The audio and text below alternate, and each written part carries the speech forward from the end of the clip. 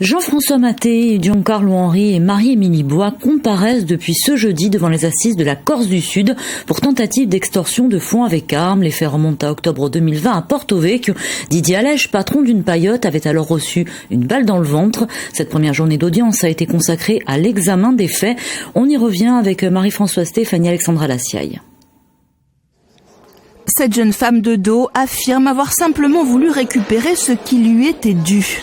Elle comparaît libre aux côtés de Jean-François Mattei et Giancarlo Henry, présentés comme deux membres de la famille Mattei, bien connus du banditisme. L'ancienne serveuse conteste avoir tenté de racketter son ancien patron. L'objectif de tout ça, c'était de discuter avec son employeur qui ne l'avait pas déclaré et qui ne l'avait pas payé pour tenter de trouver un accord amiable afin qu'il décide de se mettre en paiement, c'est-à-dire de lui payer ce qui lui était dû. Le 24 octobre 2020, vers 22h, Daniel Allègre, un propriétaire de restaurant, est blessé par arme à feu devant chez lui à Porto Vecchio. Quelques minutes avant, deux hommes armés ont frappé à sa porte. 2 ans plus tard, en juillet 2022, Jean-François Mattei est arrêté par le GIGN dans une boîte de nuit de Porto Vecchio. Il était recherché pour le meurtre de Barthélémy Casanova à Corté.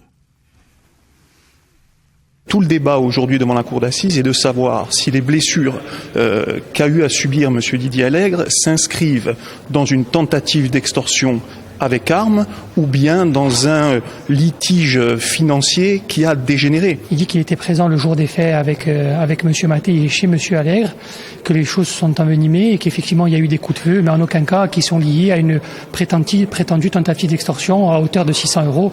Tentative de raquette musclée commise par deux hommes rompus à l'exercice ou simple dispute qui finit par des coups de feu. La cour d'assises a 4 jours pour répondre à cette question. La personnalité des deux accusés ne joue pas en leur faveur. Jean-François Mattei et Giancarlo Henry font partie du clan Mattei, une famille d'Ugnol installée dans le banditisme depuis de longues années, dont plusieurs membres ont été tués lors de règlements de compte.